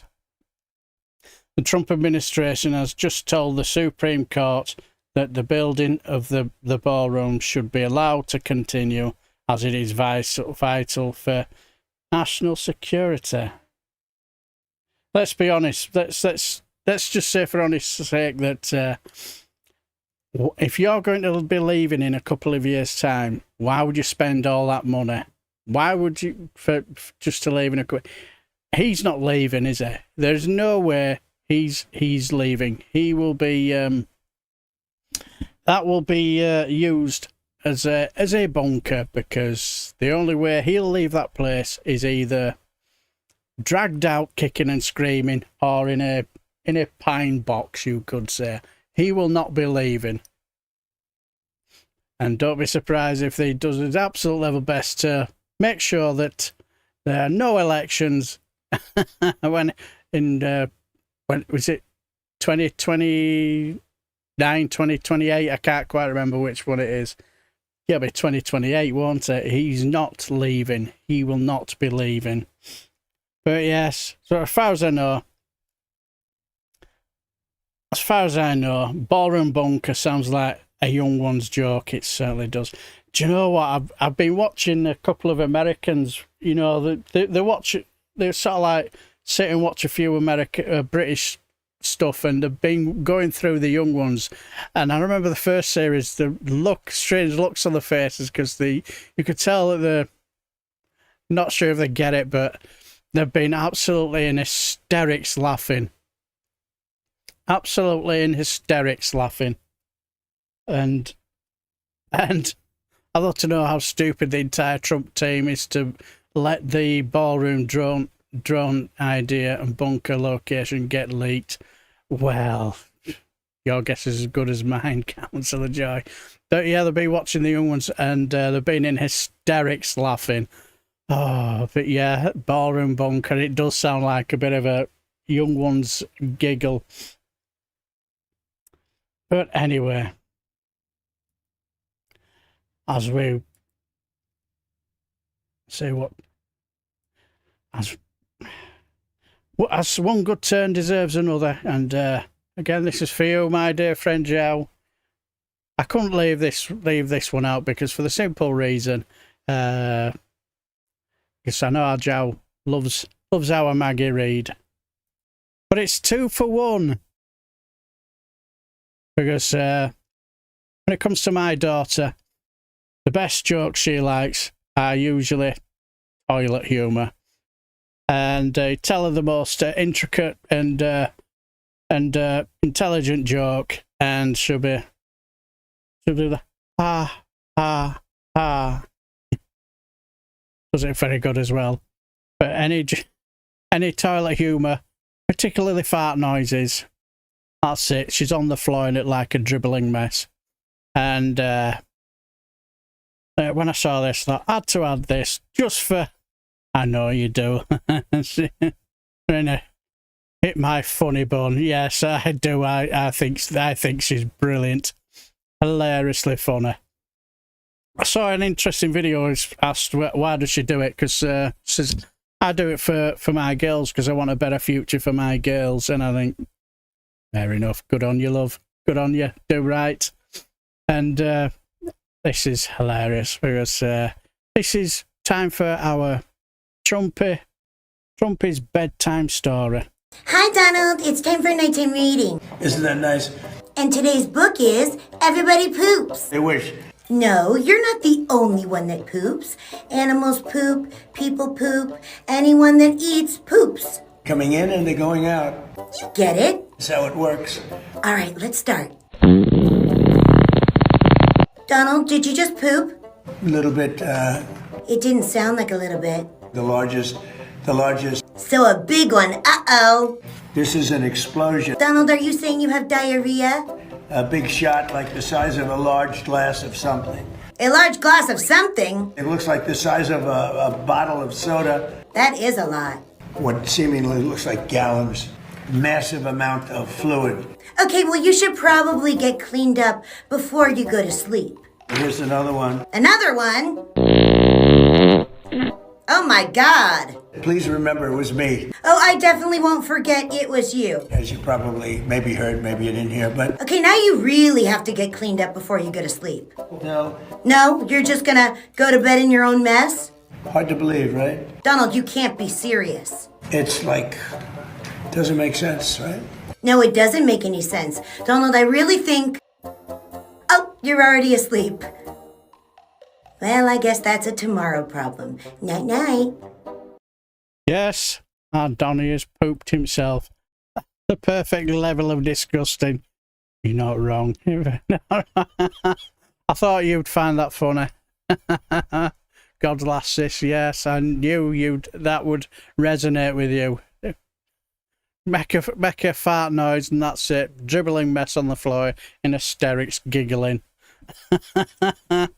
Kim Jong doesn't poop nor pee. I bet he don't either. And if he was sat next to me with his rather vicious guards around him, I agree. He probably doesn't smell of poop or pee either. He probably smells of wonderful summer breeze. Just making sure. Like a more restrained Audrey Hepburn thing, but kudos to the effort for the effort. Yes. Tomorrow, bloody yesterday, giving me all of their problems. Well, he can always call Netanyahu for a clean-up. Very true, very true. Very true. But shall we listen to a bit? We'll listen to a bit of pearls of wisdom from our Donald here, because let's see, yeah, that's probably about right. Where an old favourite pops up. I haven't seen this young lady for a while, but she does a very brilliant. What she does is brilliant. You know, when it comes to his ridiculous nonsense, and this young lady just brilliantly makes him look even more stupid than what he sounds. Take it away. We have a situation where we're looking very strongly at sinks and showers and other elements of bathrooms where you turn the faucet on in areas where there's tremendous amounts of water, where the water rushes out to sea because you could never handle it, and you don't get any water. You turn on the faucet, you don't get any water. They take a shower and water comes dripping out, just dripping out, very quietly dripping out.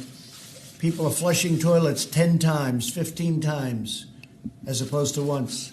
They end up using more water. So EPA is looking at that very strongly, at my suggestion. You go into a new building or a new house or a new home, and they have standards on where you don't get water. You can't wash your hands practically. There's so little water comes out of the faucet. And the end result is you leave the faucet on, and it takes you much longer to wash your hands. You end up using the same amount of water. We have a situation where we're looking very strongly at sinks. Yes. Yes. I just love this woman. I just think she's so brilliant. I just love the way she just makes him look ridiculous. Can you imagine, you know, let's just say dangerous aliens came down from another planet to take over the world, and we had to take them to, and they said, take me to your leader. We'd have to take him to that man who talks about shower faucets and stuff like that.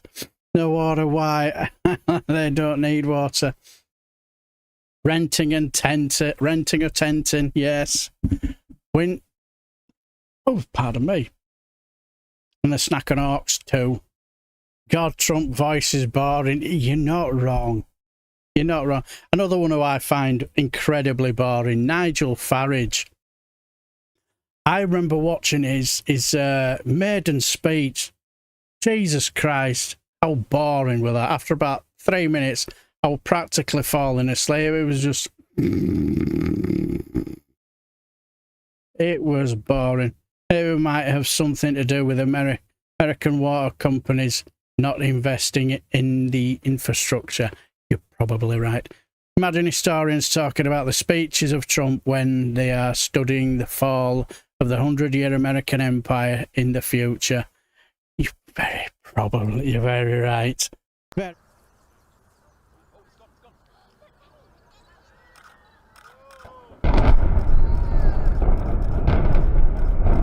Oops, pressed the wrong button there. I do apologise there.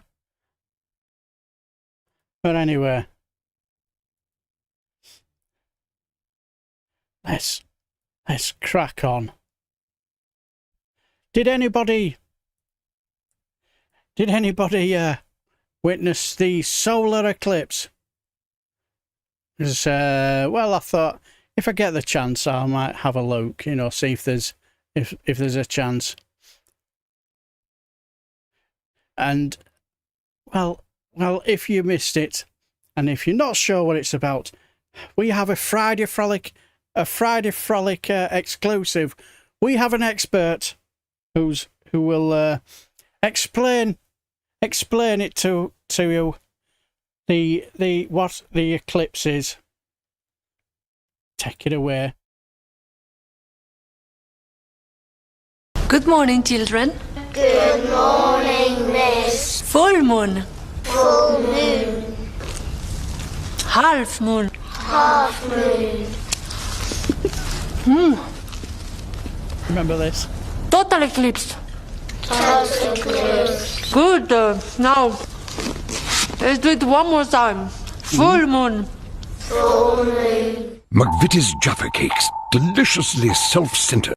Good morning, children. There you go. Good morning, miss. Everybody got that? So that's what a total eclipse is. And if let's just say that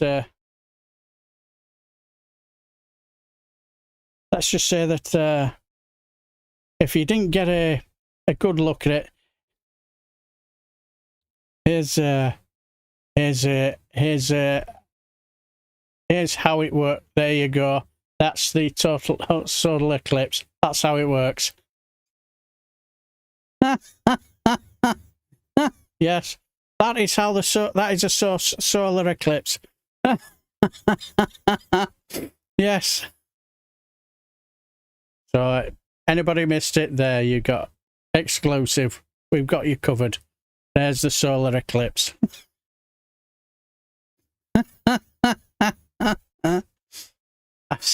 Yes, it's still a classic though. Still amazing though to think we can just have a natural blackout and scare it too. Plus I had the heroes tune playing.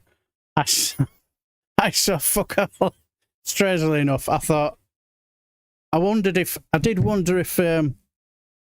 did actually wonder if wait, Sunwald, I thought maybe the eclipse. I thought, shall I have a look, see if I can find it and see it? But no, I couldn't really see it.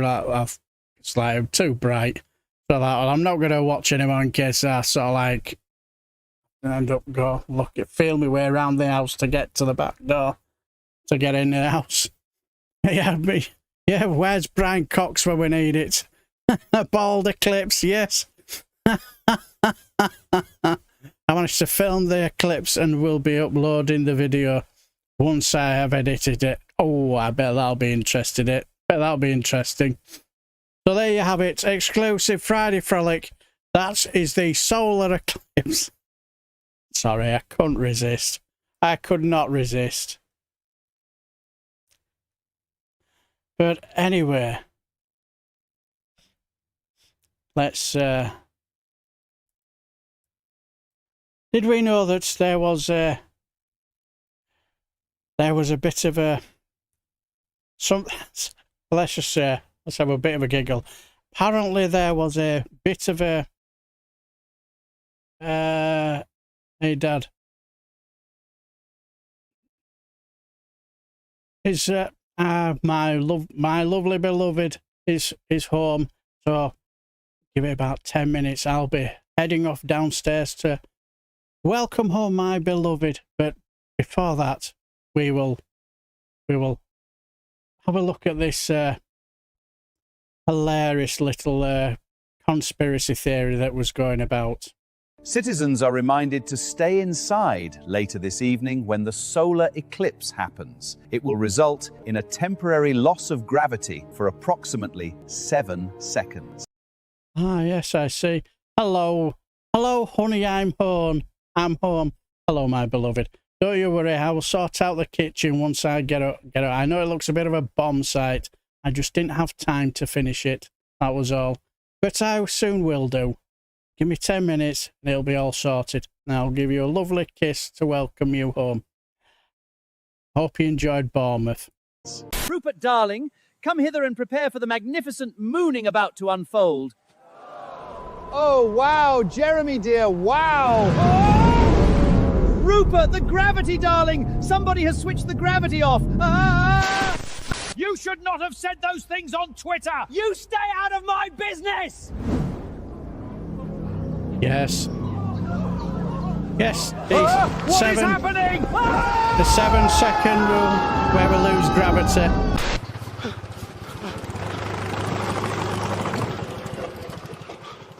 Caleb, come and have a look at this. The sun is disappearing.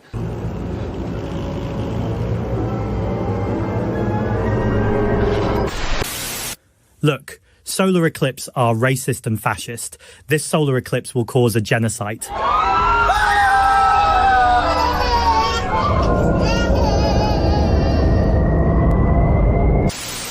Oh, Diane, I can't get enough of these things. It shows, Andy. My thing!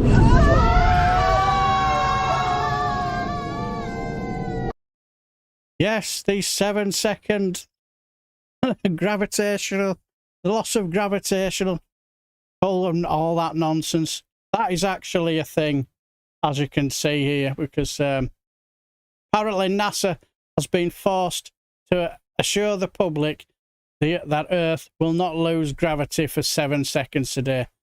The viral hoax claimed a rare space event would kill up to 60 million people and trigger a decade-long economic collapse. Exactly. Surf address, the rapture, exactly. Damn you, Mr. Burns. We laugh at this sort of thing, but there are people out there who actually believe this trap. Yeah, you're not wrong.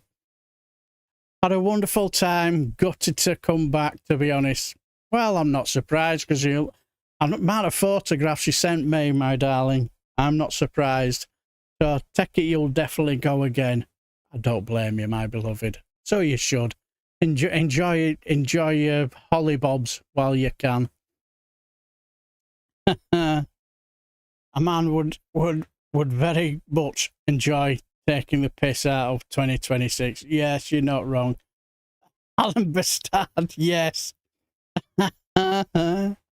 I say he was just there's only a couple of people who I just felt rather gutted that we'd lost. One of them was Rick Mail. He's one of my comedic heroes. I loved him when growing up, watching The Young Ones and Bottom and stuff like that. Yes, nice to have some stuff to do before Ragnarok. Yeah, that's the start to you, sir.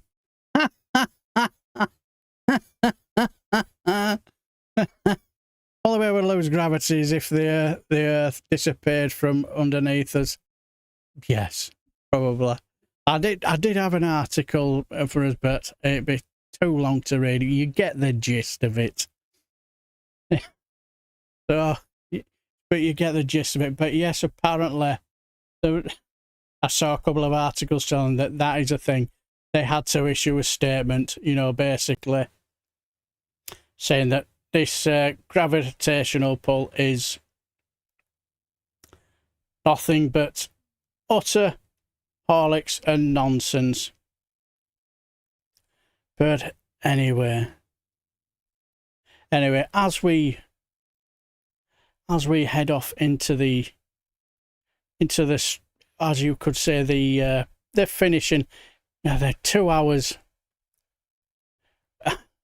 Are you leaving us? Wake up and smell the rosemaries. Cheers, Daily Mods and fella Frolic. Have a great week. And you too, my friend, and thanks for stopping by. Good to see you. Highlights were Salisbury Cathedral. Oh, what a work of art, and Stonehenge. Yes, I could tell you enjoyed them. I really can tell you had a wonderful time there. It's a good. All I will say is it's good. Well, I won't say it's a good job. But it's a shame our one angry pagan isn't in the chat, because if he was, he would be sort of like in your ear talking about Stonehenge and all that. Being a bit of a pagan himself. He loves all that sort of stuff. But anyway, as we are now heading off into the home straight, and as one thing is certain, that's what we did. That is something we did miss out on. Seeing our Nigel, basically. Great fun. Have a good evening, Evan. You too, James Hickling, as well. You have a good weekend too. Will you be going to the game tomorrow, James? That's me, my beloved, certainly will be. So, but yes, unfortunately, we did miss out on seeing that wonderful sight. All them sensible candidates stood next to the joke candidate that is Nigel Farage. So, but unfortunately, we did miss out on that. But I will leave you with a bit of a lovely treat, because let's go out as we mean to start. Let's have a listen to. Yes, Elizabeth Walker's shot was their beaker. Yes. Yes, I certainly will, James. Looking forward to it. Let's finish as we started. We started off with an uplifting tune about the legend that is Count Binface. My dad used to say, when they die, they must be going to a nice place, because and come back complaining. Yeah, cheers for that. Yeah, totally agree. I should say it more often, Alistair. Hit the like and all that sort of stuff. But I keep forgetting. I'm a terrible shill. Have some kind of peaceful evening, everyone. You too, Suzanne. You too. But let's finish off as we started with a wonderful uplifting tune about the legend that is Count Binface. Let's hear our Count Binface's sort of victory speech. Take it away, Count Binface. Hello, humans. Well, a new dawn has broken, has it not? Literally, because it's past 6:30 in the morning here in Clacton-on-Sea. And I can officially say that I am the winning candidate of the candidates who bothered to turn up for the results. That's right, 9,455 actual votes. Just 8 weeks ago in Makerfield, I got 95. That means I've got against Nigel Farage 10,000% more votes than I got against Andy Burnham. What does that tell you? Well, it tells you that Nigel, who said that he didn't want to be humiliated, maybe has been. As for me, I'm over the moon, I'm over your moon, I'm over my moons, and what comes next, well, we shall see.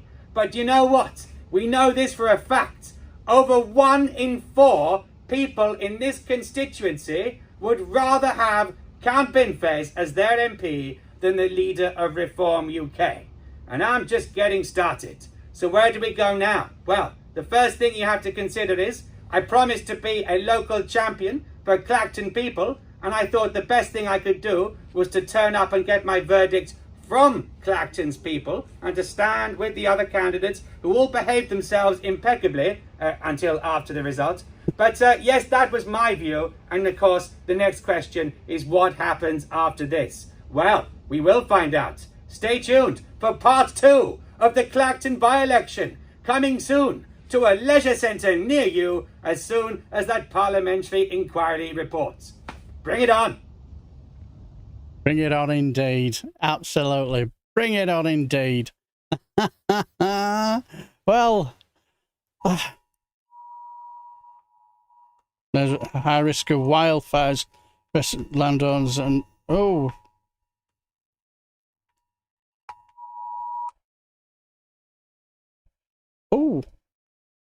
Got a severe alert warning. There is a very high risk of wildfires nationally. Residents, landowners and visitors should not undertake any activity that could start a fire, including disposable barbecues, fire pits, garden incinerators or fireworks. Even a small flame can rapidly develop into a major wildfire, placing lives, homes, businesses and emergency responders at risk. Follow official updates and report signs of fire immediately by calling 999 and search for gov.uk/alerts for more information. So, yes, so clearly that's a national thing. So you might have actually got one at the same time as I did. But anyway, yes, please check up on vulnerable people and adults, and stay safe out there. Also, give a massive thumbs up for my give a massive thumbs up for my fantastic moderators, because couldn't do this show without them. And also, give yourselves a massive pat on the back. And thanks for stopping by. Much appreciated. Have a lovely weekend. And as a copper once said to me, if you can't be good, at least be good at it. So take care, everyone. Have a lovely weekend, and tatty bye for now.